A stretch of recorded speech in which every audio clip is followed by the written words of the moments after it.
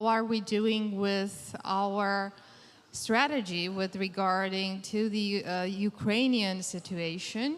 And even more importantly, what happens with the Russian regime? The main question of the panel is how can Putin be defeated? But I would say, because I'm a geopolitical analyst and we treat personalities with a grain of salt, there is not only one man, but there is the regime. So I will say that we need to kind of change the mentality and not only the personality that we have to deal with. With that, I'd like to give the floor to Mr. ILLARIONOV to make a few points and then to just get going with the debate, because the questions are probably more important with this specific topics than anything else. So thank you again for being here, and you have the floor, Mr. ILLARIONOV. Thank you, Antonia, for this introduction, and thank you for invitation to talk about this topic.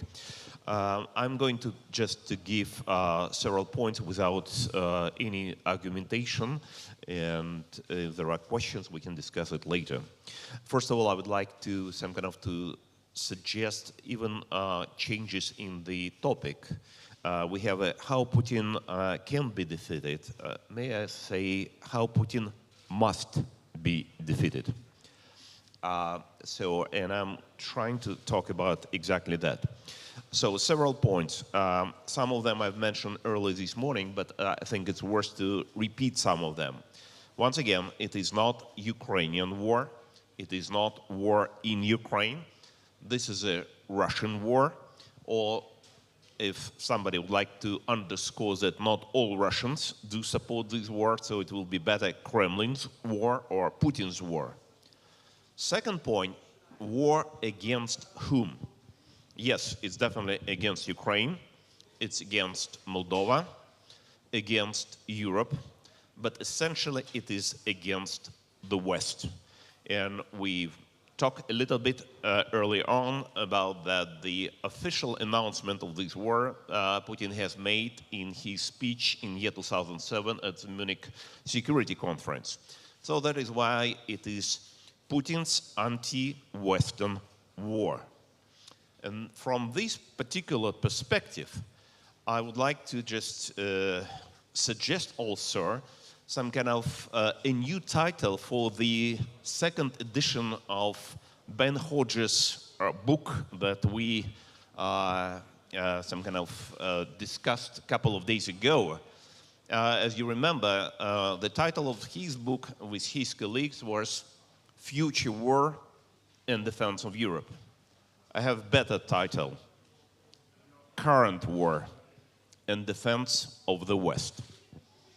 Because it's exactly, this is an anti-Western war, and that is why the West should think how to defend not only Ukraine, not only Moldova, not only Europe, but the West itself.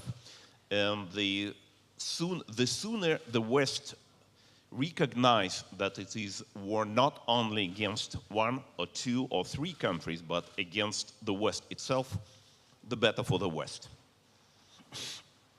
So, the beginning of this war, as we also mentioned, can be attributed either to official announcement in year 2007 or to the beginning, to the real hostilities in year 2008 with attack on Georgia. Duration of this war. From what we have right now, from all this information, these war might continue at least for another 3 years, up to January 2025. Once again, this is from my point of view, is this some kind of the shortest period of this war, if not longer. So that is why this war is already 14 or 15 years that it has been started. It would continue at least 3 more years.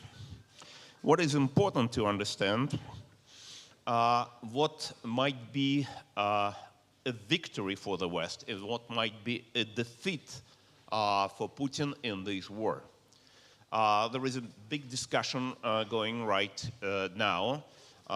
What some commentators are suggesting for Ukraine, whether stabilization of front line or return to the prior February 24th line as a kind of a sign of victory. Some people say, okay, this kind of withdrawal of Russian troops from Kiev and Sumy and Chernihiv, it is already victory. I don't think so. I think the real victory for Ukraine, Moldova, Europe, and the West is full deoccupation of all occupied territories of Ukraine, Moldova, Georgia, as just the first step. And second step, creation of such a situation that the Putin's regime or any other regime that might happen in Moscow would not repeat attack and aggressions against neighboring countries or other countries, at least in any foreseeable future for, let's say, another generation. This is the second condition for victory. And third, which seems to me also very important, is timing.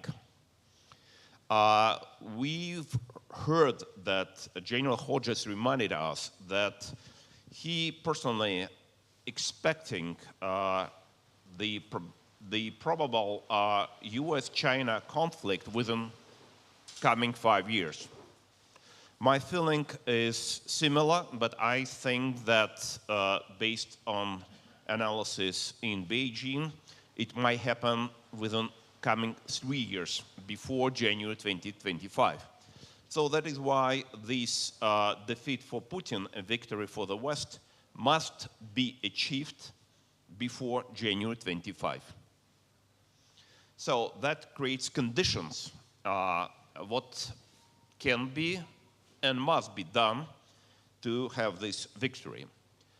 And if we look at the current situation on the front lines between Russia and Ukraine, we understand that Ukraine alone, with the current level of support from allies, cannot defeat Russian troops.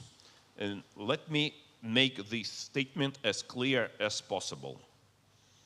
At the current level of support from allies, with current level of training, quality, quantity of troops, of weapons, of munitions, Ukraine alone cannot defeat Russian troops.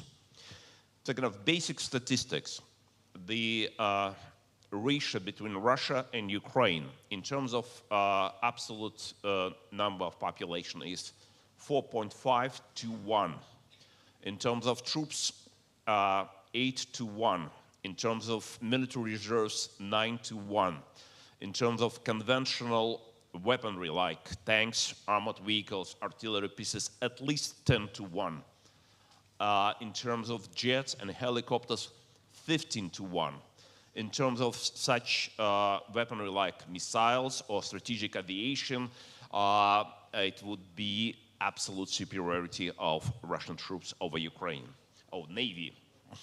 So that's the first part of equilibrium. The second part of equilibrium is ratio in losses.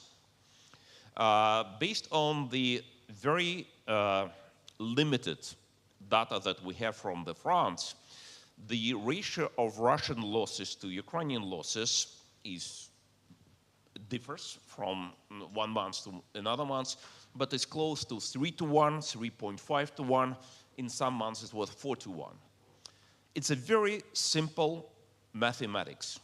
If you have at the beginning the ratio of potentials 10 to 1, like for conventional forces or for troops forces, and after that, at each month, you have a ratio of losses 3 to 1 or even 4 to 1. The next period, you have this ratio not falling, gap not making smaller, but widening. So instead 10 to 1, it will be 11 to 1, 12 to 1, 15 to 1, and so on.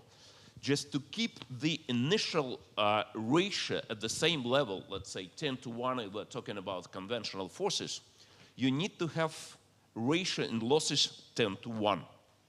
It's a very simple mathematics. If you'd like to reduce the gap, you need to have ratio in losses more than 10 to 1. So that is why with ratio in losses 3 or 3.5 to 1, it means that Ukrainian troops in quantities are increasing the gap compared to the Russian forces.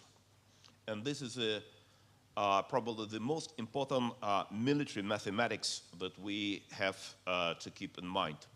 The very important point about the quality of new Western weaponry and equipment like 3/7 artillery pieces, howitzer, or HIMARS, it's very good. But the number of howitzer 777 given to Ukraine, if I'm not mistaken, about 170 pieces. Russian troops, according to different estimates, have on the front between 1,700 to 5,400 of artillery pieces. So it's many more. And Ukrainians have only 16 pieces of HIMARS for 1,200 kilometers of front line. With all due respect to quality and effectiveness of this weaponry, it is absolutely not enough even to keep the front line, as we have been able to see, that is grinding towards the heart of Ukraine, even slowly, but still moving to that direction. So we can discuss these statistics a lot, but the most important statistic has been given by Ministry of Defense of Ukraine in the mid of June, when they said that by that time, by mid of June, Ukrainian forces lost between 30 and 50% of weaponry that they had at the beginning of hostilities on February 24th.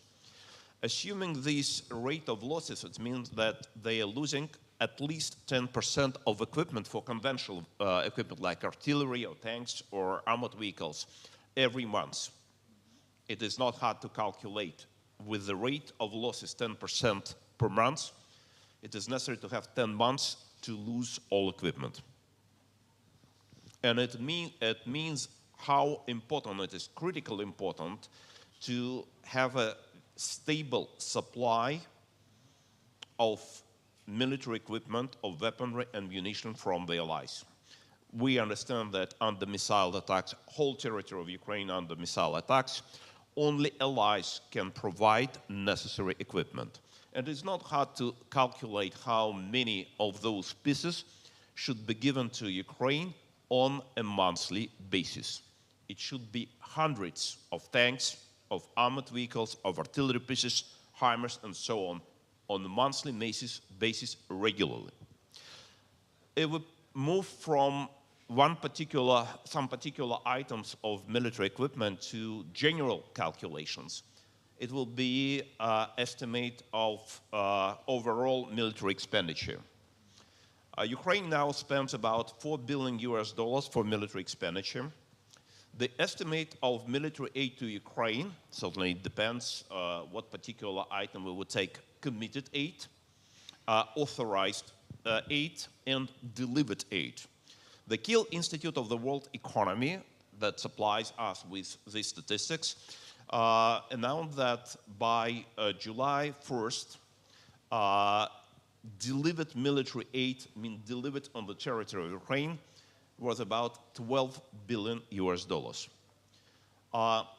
Assuming that probably they did not count for something, maybe it's in reality slightly more, still it looks like the military aid delivered to Ukraine right now is not more than $3 billion per month.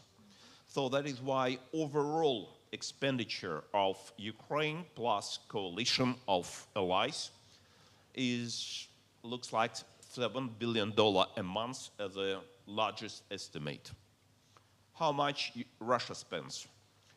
Different estimates have been given recently between 500 million US dollars to 900 million US dollars a day, which means 15 to 27 billion US dollar a month, which means that Russian military expenditure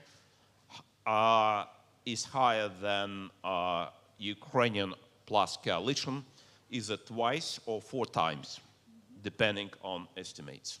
And this is the most important comparison. In the long war, in the war of attrition, the crucial underlying factor who might win the long war is the ratio in military expenditure.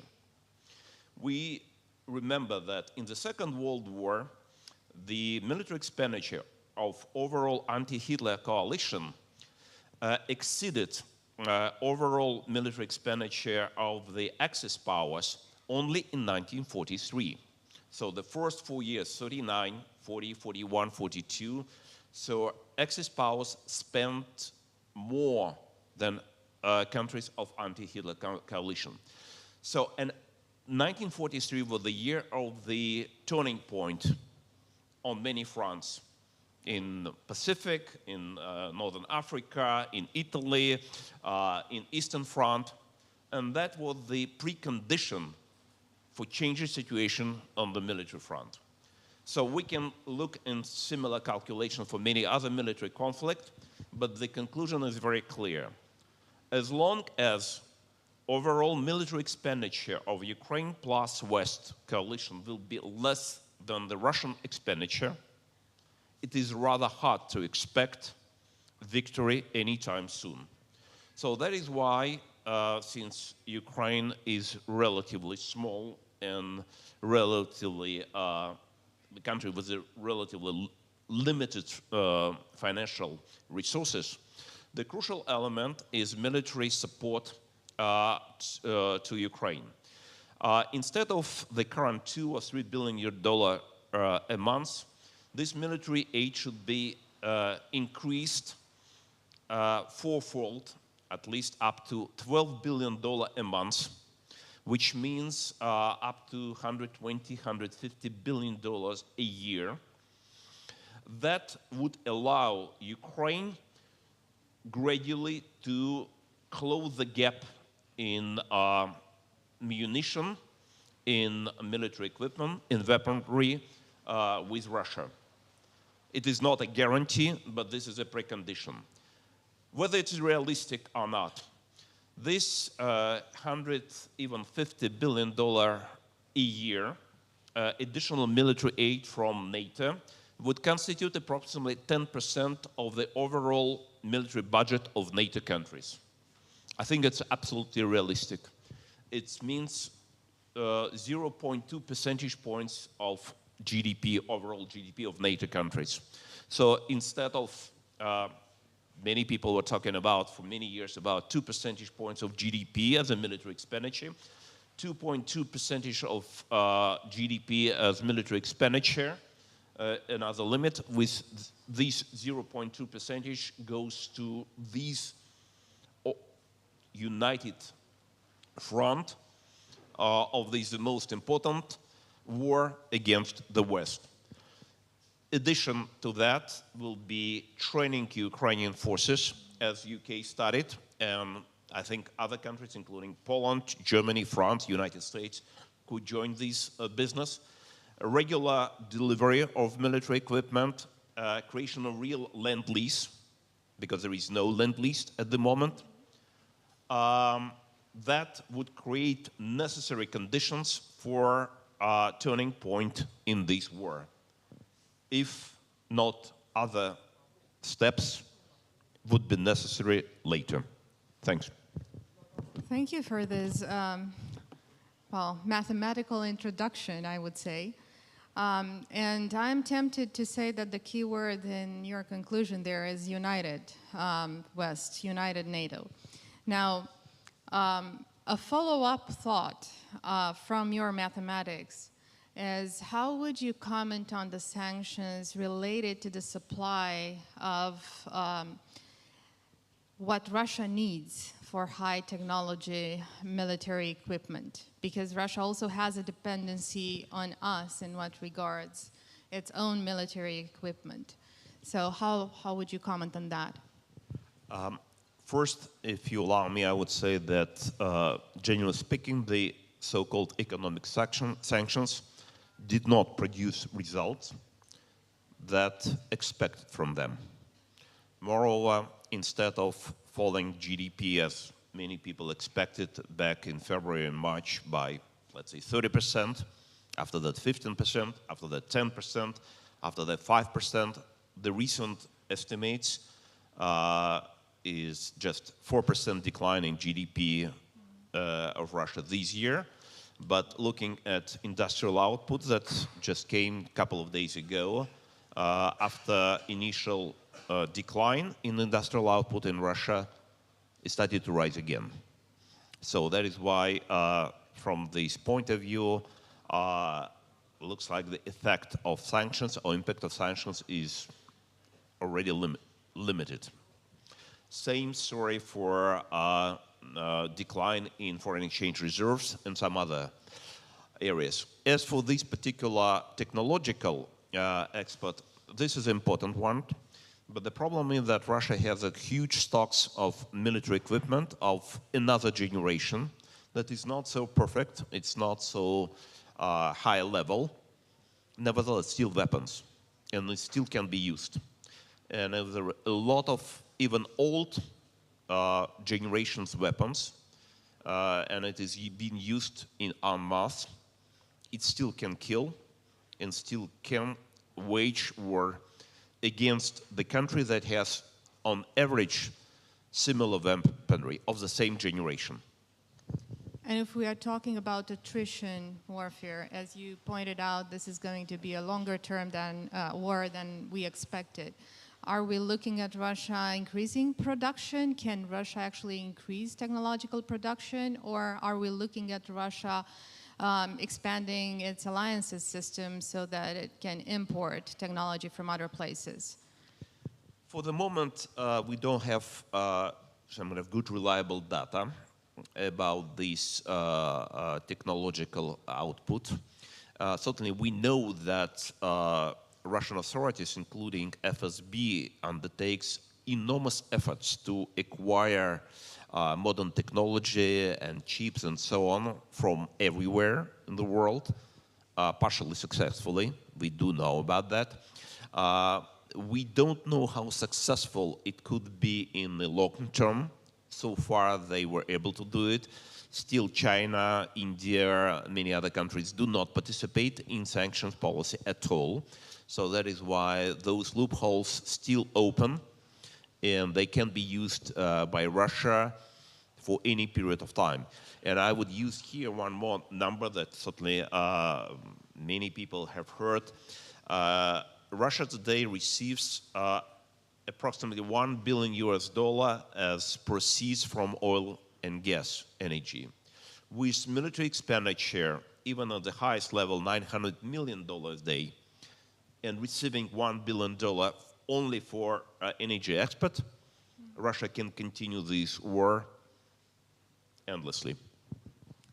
Since you mentioned that, before I give the floor to the public, to the audience to ask questions, technology is also needed for energy exploration and energy pumping, actually. We were hoping that the sanctions would go to that direction and to make Russia worried about the longer-term effect of the sanctions on the technological imports and so on. Do you think that's the case? And if not, what is there to replace Western technology? Because obviously energy production was dependent on that. When we're looking at such a time period, let's say even 3 years, it does not look like that these technology limitations would really limit substantially output of energy from Russia. Now we see that over the last 6 months, oil production in Russia decreased by 2%, which is almost nothing. But the oil prices increased 70%. So that is why foreign exchange proceeds increased substantially. So for coming, let's say, 3 years, with such price level, Russia receives more money for energy export than it was last year, before the war. Yeah, that is one point that is overlooked many times, that the increase in energy price is actually benefiting Russia. So with that, I am going to ask you to ask questions now, because I think it is most beneficial to our audience to basically have the chance to ask questions on this very important topic. So who wants to go first? Yes, sir.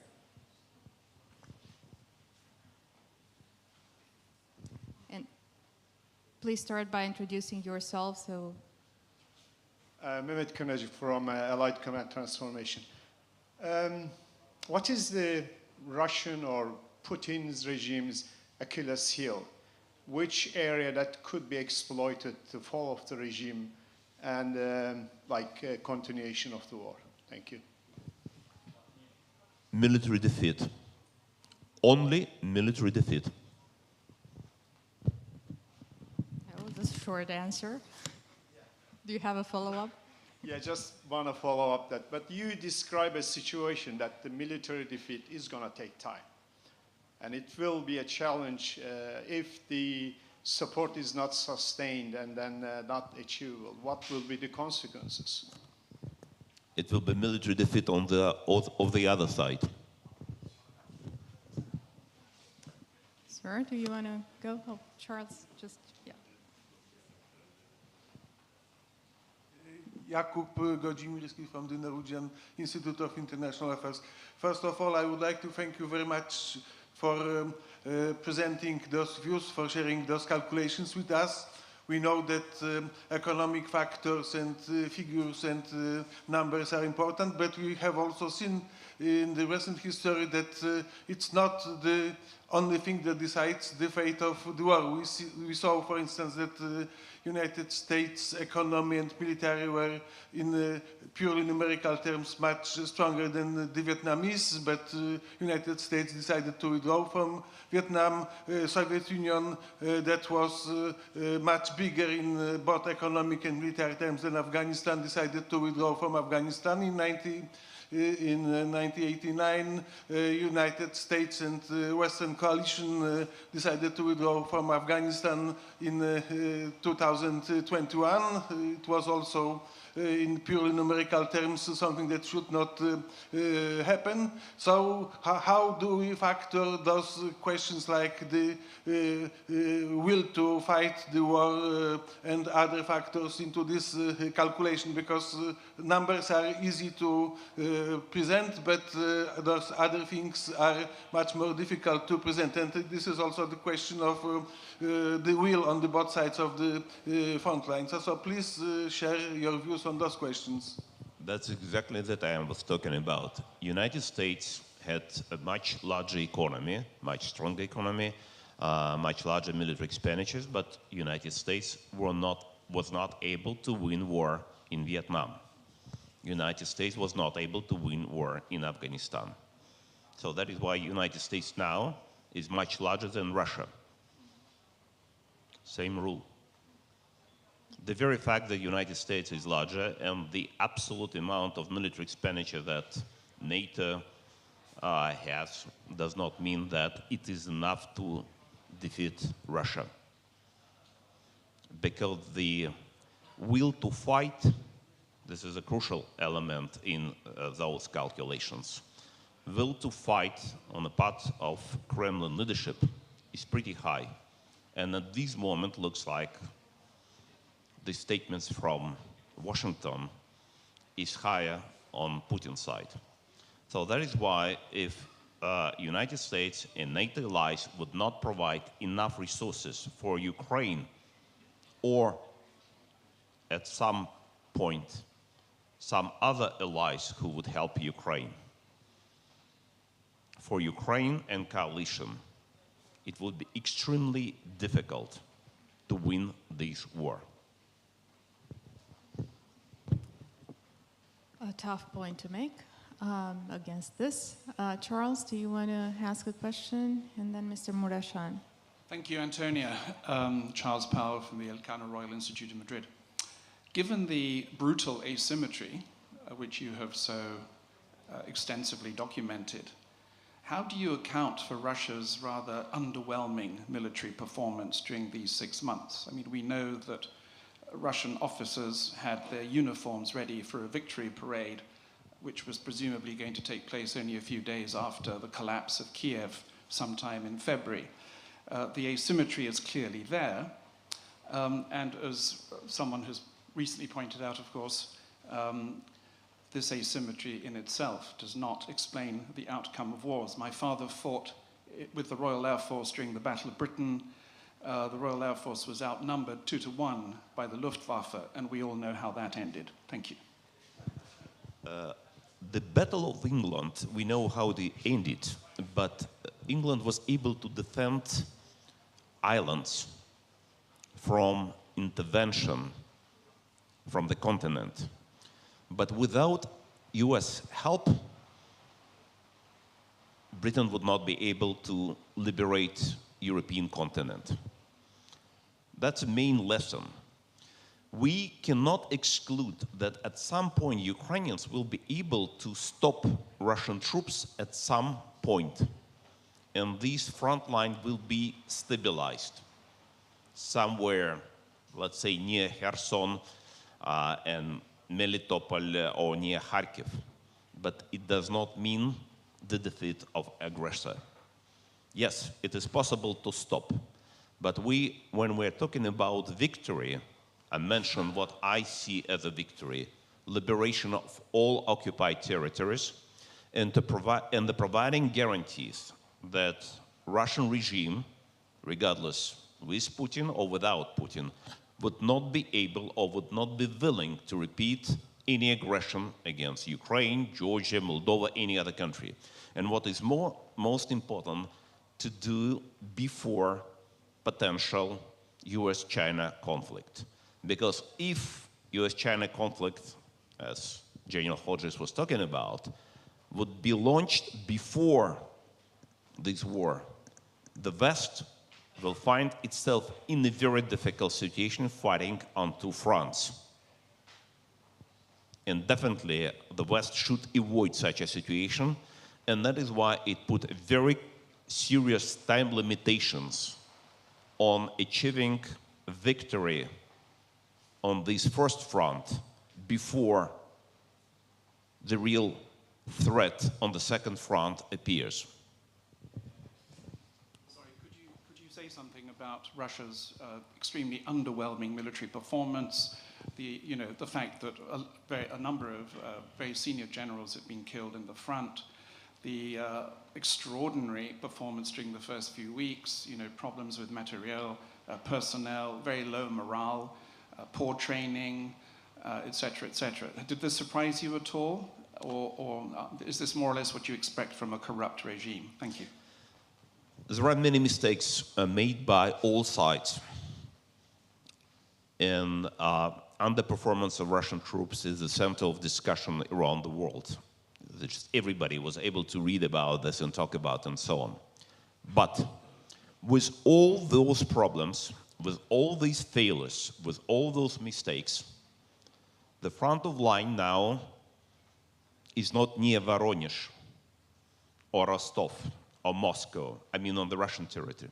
It is near Kherson, Kharkiv, and Melitopol is taken, and Mariupol is taken, and Berdyansk is taken, actually it's a Navy base, and so on.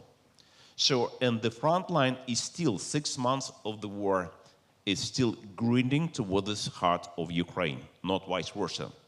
It means with all those problems and failures that you are talking about and referring to, the initiative is still on the Russian side. We have seen that for the 6 months, with all due respect to heroism of Ukrainian forces, there is no single successful operative Ukrainian counteroffensive. And we can talk about why. Whether ammunition, with the weaponry, with the training, with the number. It can be discussed. If we compare with the Second World War, with the, let's say, German-Soviet part of the Second World War, after 6 months of this first war, the Soviet troops were able to have a very successful counteroffensive near Moscow. With all problems that the Germans were able still in 1942 continue their advancement in the south. Now we don't have it. It's a very serious question how it is possible to defeat those Russian troops with all those failures and mistakes that you're referring to. It is very important to look on those mistakes and failures not only in absolute terms, but in the relative terms compared to the other side. And we need to think about that. What can change these calculations? What can change the turn of the war? We're still very far from the turning point of the war. Thank you for that. Mr. Mureșan, I saw your hand earlier.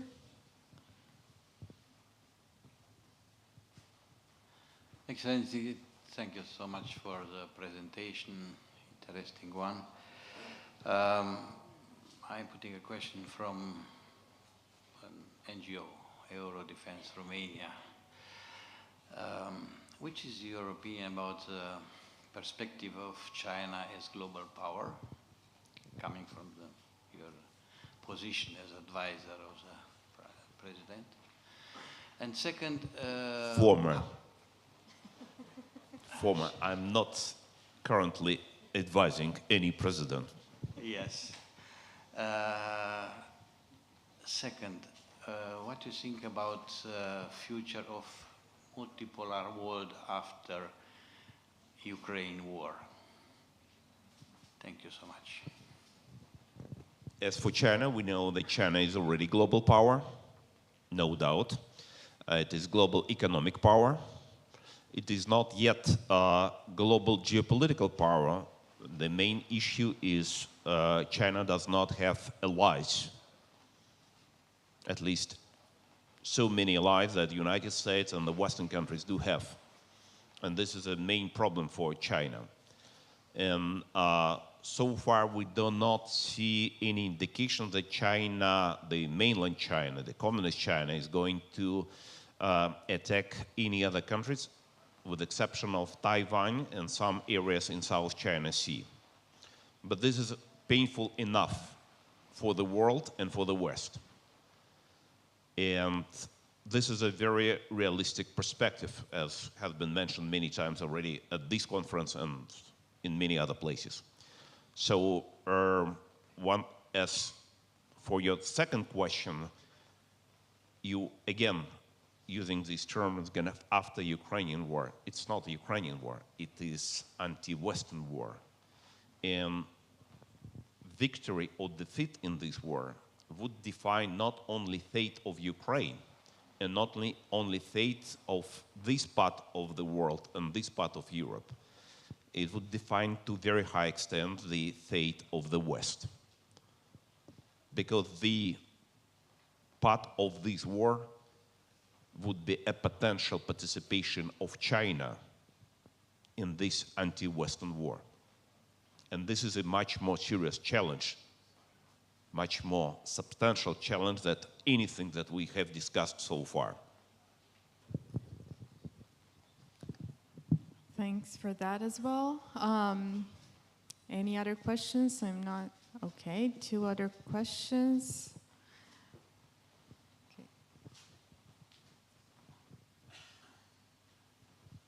Hi, Bogdan Berneagă from New Strategy Center. Just as a follow-on, how substantial do you think the China-Russia alliance is? And are there any major differences between the two?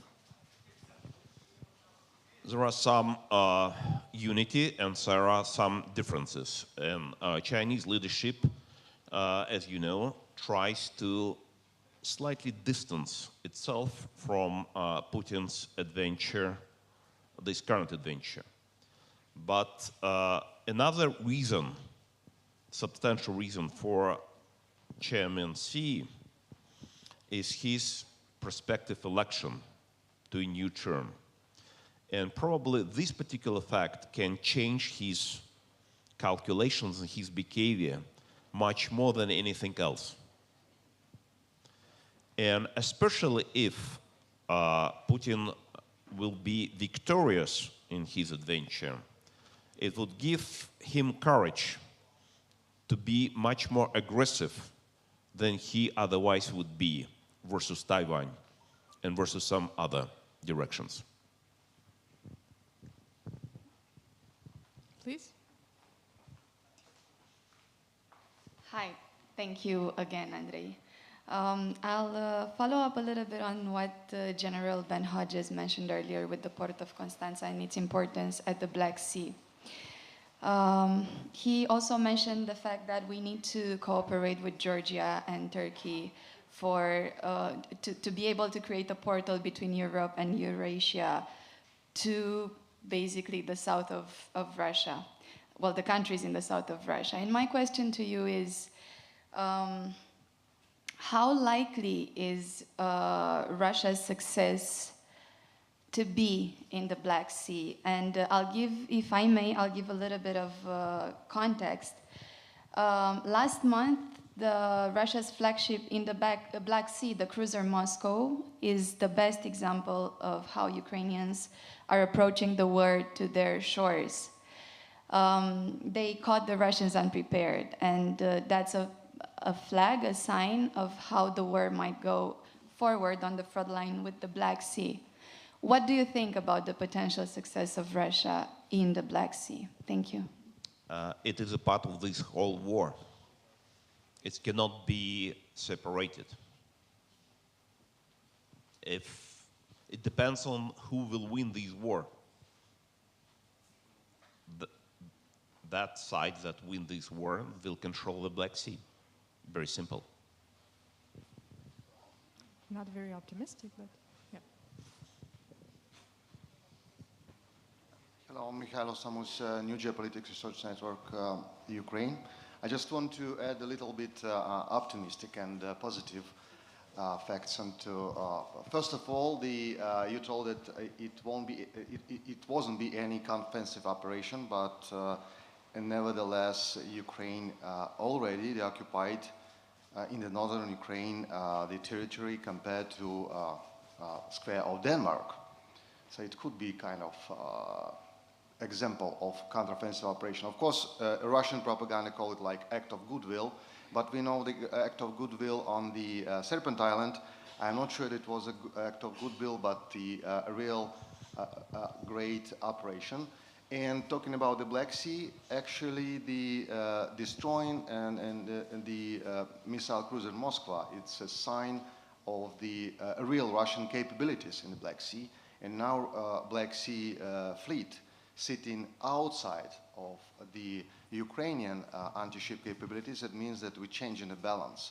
And actually, I think that what we see on a simple mathematics on the comparing Ukraine and actually Western Ukraine coalition against Russia, I think we could compare not just the numbers, but capabilities. Because it's very difficult to count the ratio between for example, Ukrainian MiG-29 with HARM missiles and Russian S-300 and Tor or Buk on the Kherson Oblast, if Ukrainian Bayraktar now again effectively using on this theater, it means that MiG-29 with HARMs, it's not just simply counting with Russian air defense capabilities. So I think it's more comprehensive, more complicated and sophisticated battlefield. Of course, I absolutely agree with you that Russia is now trying to prolong this war as much as possible, as long as possible. And of course, for Ukraine, Western coalition, we should be prepared for long and very tough war. But I think we have a chance. What do you think? Yes, we do have a chance, and thank you very much for this optimistic comments. We all looking for optimistic comments, and we are trying to find positive elements in all those news. I fully in support with you and everybody else. But at the same time, when we have military calculations, we need to look for all options, especially look for the worst options. And the most disgusting options, we need to have calculations. We remember what kind of discussion we had prior February 24th. Many people did not believe that it is possible. So, and it happened. So that is why it's better to avoid very painful lessons of just recent months and just to see all possible options with open eyes and even trying to be optimistic, to be at least realistic. Whatever these discussions about the capabilities, about the potential qualities of different weapons, about this kind of Wunderwaffen that can be produced, it's very good, it's interesting. Just based on the experience of World War II, who had Wunderwaffe? Germany. They had Faustpatron. Allies did not have them. They had V1 and V2 that they used missiles that used against Britain. They had these jet Messerschmitt 262. Nobody among allies had such a reactive engine and so on. So Germany had Wunderwaffen, and who won the war? The Wunderwaffen, with all due respect to it, by itself cannot win the war. The war can be won by both quantity and quality, and timing and logistics, everything. And that is why the final denominator is the front line. What happens with the front line? For 6 months in a row, front line is moving very slowly, very gradually, but so far in one direction. So we even cannot say that the front has been stabilized. And we know that Russians putting new reserves in the south. And now they're having new advance against Bakhmut and near Donetsk and so on. We hope, and we're looking for positive news, that they will not advance too much. But so far, once again, strategic initiative on their side, on the side of aggressor. And we need to change this situation. And this situation can be changed with more troops, with high quality troops, with more weapons, with more effective weapons that Ukraine does not have right now. The Kiel Institute for World Economy that I mentioned before just reported a few days ago that according to their statistics, over last months, there was 0 new deliveries, according to their statistics. We put aside but there is no whatever commitment or authorization of new weapons to Ukraine. I don't think it is correct, but nevertheless, even if we have some statistic, we see that it's going down a little bit. And we're entering autumn and winter, and we have this discussion in Europe about the additional burden for European economies, about the temperature in the apartments and so on and so on. And once again, this war is not going to finish tomorrow, day after tomorrow. It's a long war. It's a war of attrition. And based on this basic calculation, Russia is better positioned for war of attrition than Ukraine, if Ukraine is taken alone. And that is why so crucial is support from allies, and it's so important to create and sustain a real coalition of Western allies to support Ukraine and to create necessary fundamentals for turning point in this war and to final victory in this war. And with that, a realistic approach to the future. I invite you all to have as many questions as you want to Andrei, because obviously there are many questions and there are many debates to be made during coffee breaks. And thank you very much for being here with us today. Thank you very much, Andrei, for this.